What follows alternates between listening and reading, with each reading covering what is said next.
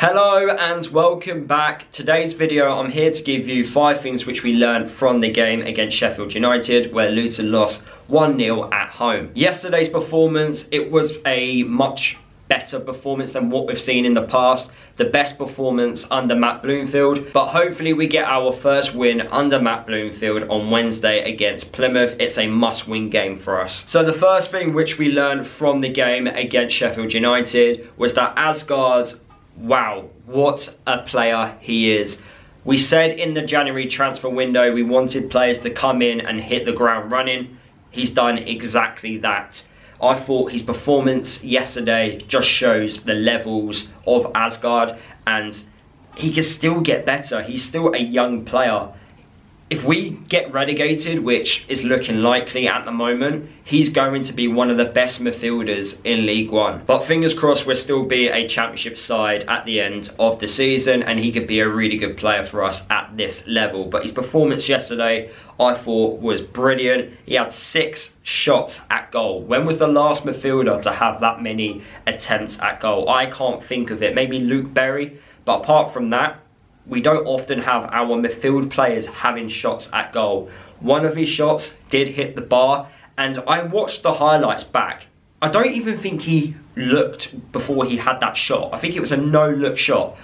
It was an unbelievable attempt. The fact he knew where the goal was, his awareness was outstanding, and his passing ability was great. He only created 1 chance, and to be fair to him, it actually should have been a goal. He set up Elijah Adebayo, which I felt should have at least hit the target. He needed to use his head, not his feet, for that particular chance. But his overall play, I thought, was brilliant. His first touch is fantastic. The amount of times he brought the ball down from up in the air was just brilliant. I've never seen a player do that technically, apart from Ross Barkley from last season.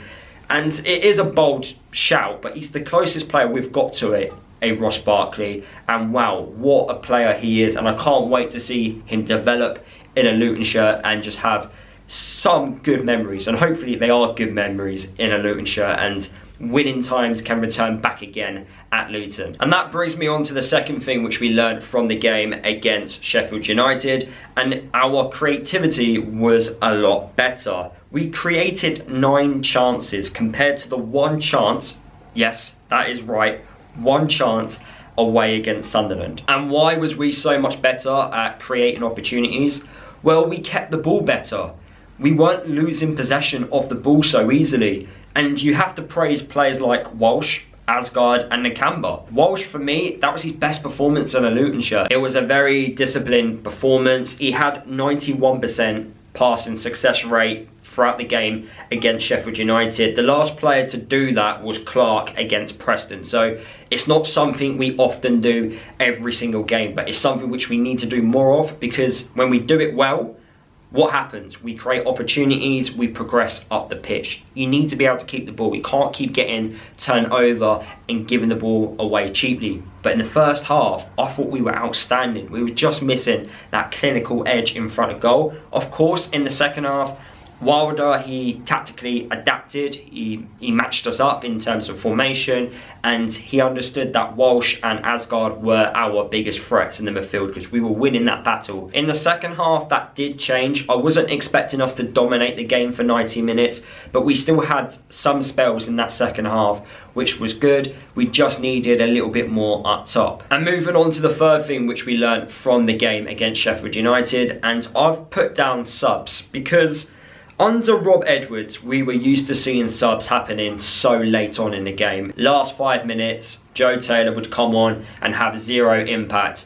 And yesterday, against Sheffield United, Ali and Bola came on with 5 minutes remaining of the game. I don't like that. I don't like seeing that, because that doesn't give attacking players enough time to get on the ball and make stuff happen. Sometimes attacking players, they need, I guess, 10-15 minutes. They need to get on the ball a couple of times, and then they get into the game, and then they're able to do what they're being asked to do. But it felt like it was last throw of the dice, bring on these 2 attacking players. I actually felt we should have changed formation midway through the second half, and bringing on Ali and Bola as wide attacking players would have helped us, and then we could have put balls into the box to either Elijah, Morris or Brown, and hopefully create some chances, and then Asgard and Walsh and Nakamba being on the edge of the box, waiting for the ball to come back to them, and yeah, being a threat. But going forward, I don't want to see this.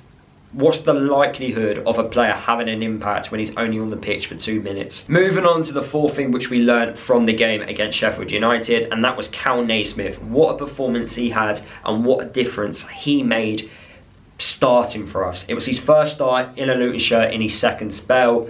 The leadership at the back, the organisation, his reading of the game is amazing, and I do believe this is because he has played in multiple positions throughout his career. But when he's positioned as a centre-back, his reading of the game, it gets even better because he knows where to position himself, he knows where the danger is, and the amount of times where the ball was getting lumped up in the air, he was able to win the header, but sometimes also just being able to chest the ball down and play out. When was the last time a defender, apart from Steve McNulty in non-league and in League 2, a player was able to just bring the ball down using his chest and then start the play?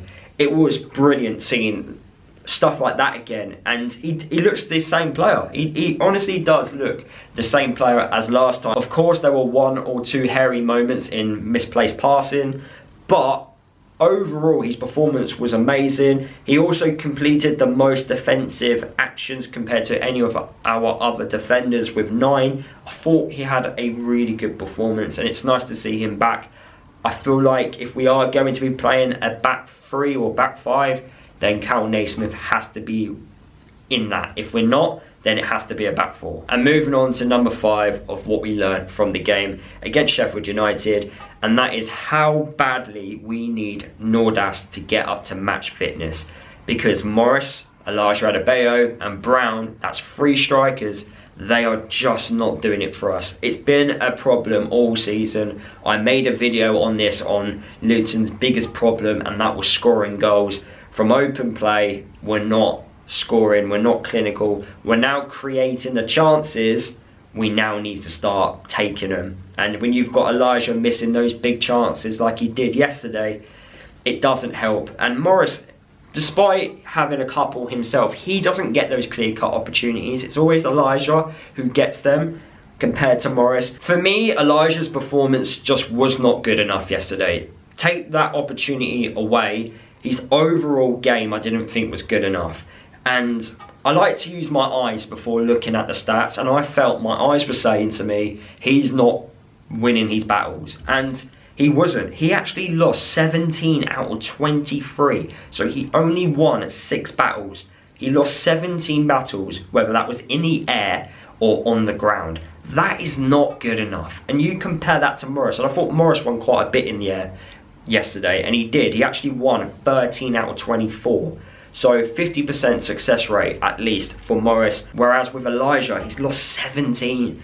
You can't afford to have a striker who's not going to battle hard and win you the ball and keep possession of the ball. We're going long to him, we're going short to him, and he's not helping us keep hold of that ball. It's not good enough. And then of course, Brown, when he always comes on and doesn't have an impact. I'm convinced if Nordas is more match fit than Brown, you don't see Brown. I don't see how Brown offers anything. He hasn't done much at all this season. Apart from that moment against Watford, that's it. He hasn't done enough in a Luton shirt for me. So that does bring me to Nordas. Nordas needs to get up to match speed very fast. Now he did get, 10 minutes against Sunderland.